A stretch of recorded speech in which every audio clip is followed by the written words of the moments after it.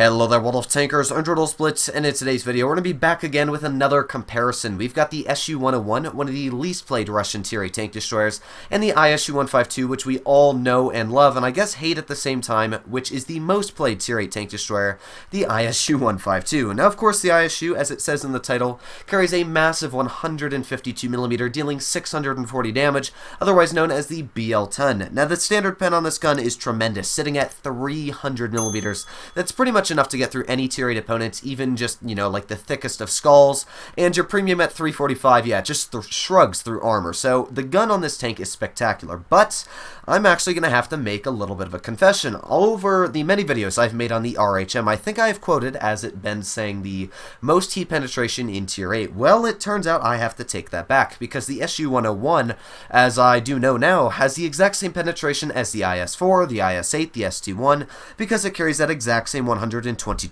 with 374mm of heat pen.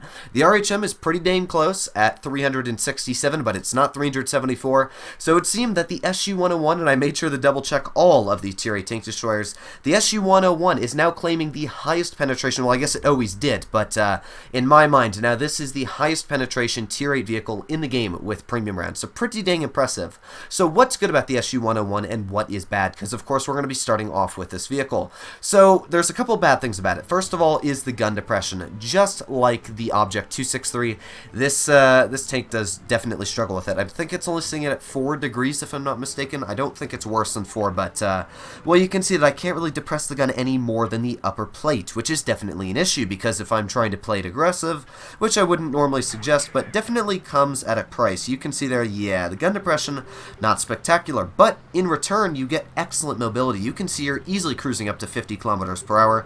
I think it even goes upwards of like 55 if I'm not mistaken, and what's good about that is, of course, you can get right into position. I think this thing is kind of based on like the T-43 hull or something like that, so it's got decent hull armor, not spectacular. The upper part is kind of like a Jagdpanther 2, where yeah, you're going to get the occasional bounce, but overall, the armor on this tank is not something you want to brag about. So let's see, is the IS going to get a shot from us? Yes, he is. So there we go. Nice tap into that IS. Now, one thing I will say is this does not carry the most damage per minute. When you take a look at, let's say, the ISU, I think it's sitting at around 3,000 damage per minute, if I'm not mistaken. This tank's only sitting at around 2,500, which isn't necessarily the best value when you do think about it. But of course, it definitely has some other trademarks going for it. So let's see if we can snap that IS. Still struggling a little bit on mobile, but I actually changed out the chords, and it seems to be working quite better. So the mobility is definitely helping me here. Like, I was able to get into position. Now I might be able to sneak a shell into like this WZ-111, maybe help out my 112-2 just in time, and there you go. Nice little tap right into the side, damaging the guy's ammo rack, and if he's not able to finish off my my 112-2, although you know what, just realized that's a big pile of no-no right there. So we can get a tap into that that T-26, and you know what, this is actually going quite well, to be honest, for the first attempt in this vehicle. So we got the 49 pulling out. I of course want to finish him off first, because it is a T-49, and I want to back up before this WZ is able to tap us. So come on. Ooh, he did tap us, but you know what, we out-reload him here, so let's tap him right there. IS-3, thank you very much for finishing him off, and this is actually a pretty dang solid attempt in the game. And you can see there, that is the amazing standard pen of this vehicle, just able to cut right through that T-2064's frontal hull armor.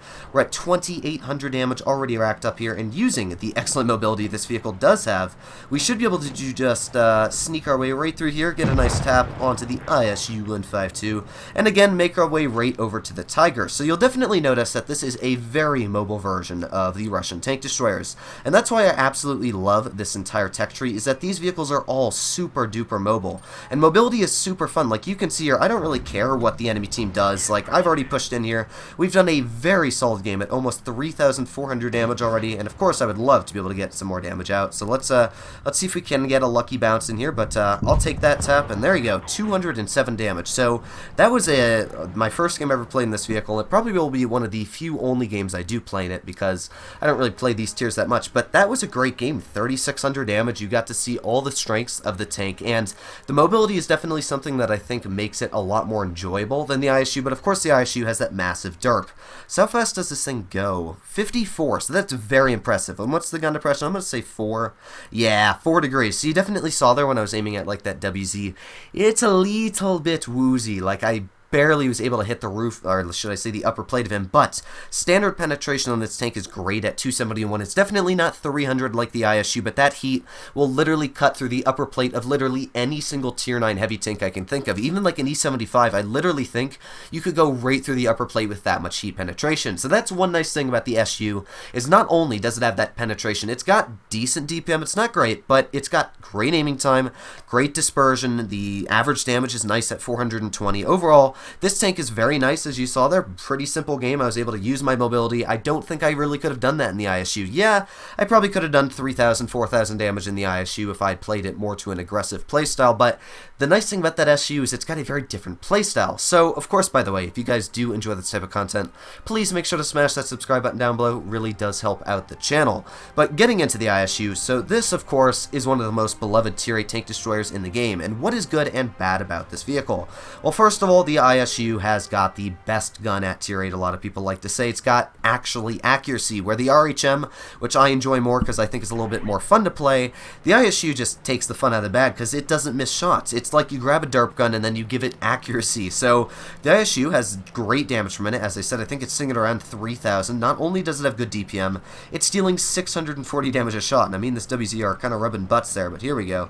Just able to get off him. So let's see, we've got that AMX right out in the open. Now sadly, oh, that was a nice little snap. I wasn't really able to get that HE out, as you noticed there, but it didn't really matter in the long run either way, because yeah, that 1375, I can tell you he's seen better days. Aw, you cannot tell how happy I would have been if I was able to get that shot into that 110, but you know what? We can lead our shot ahead here. Sometimes they like to crack through this little spot here. So come on, WZ, are you going to do that? I don't really know what their team's doing, but I really pray that this WZ does it. Oh, SPIC, don't go in front of me.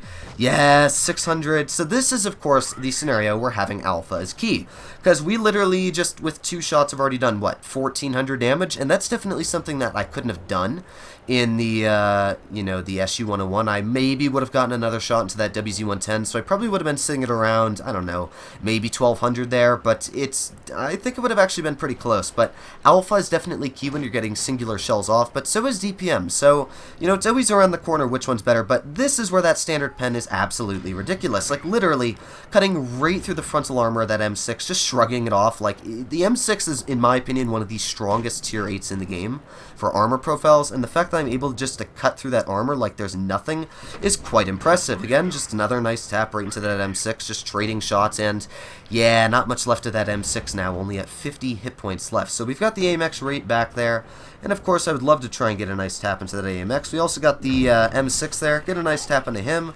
Sadly, we did lose our driver, which we did fix, but yeah, not necessarily doing the best on my hit points anymore.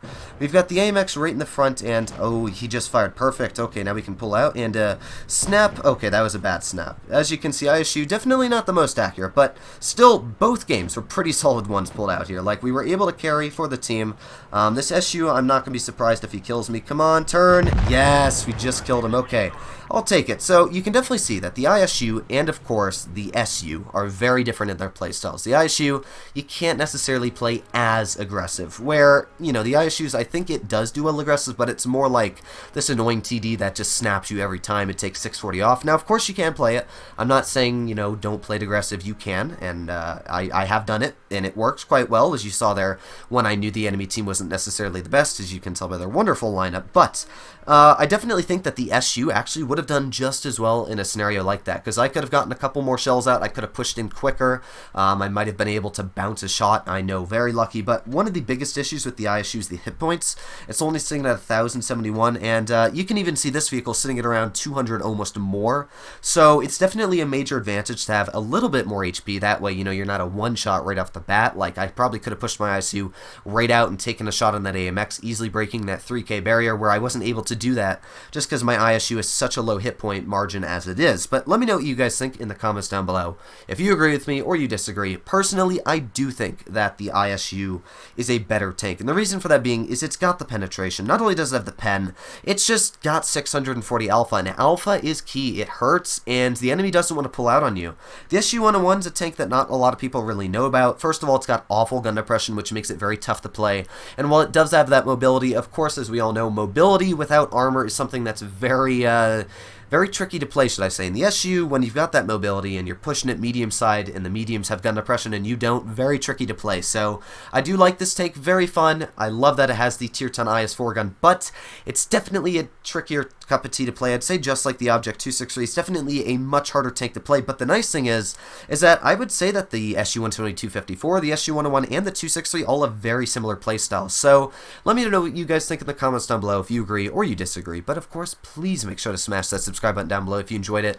Of course, if you didn't, well, I guess unsubscribe. But other than that, I hope you're all doing well out there. Stay happy, stay healthy, and I'll see you in the next one.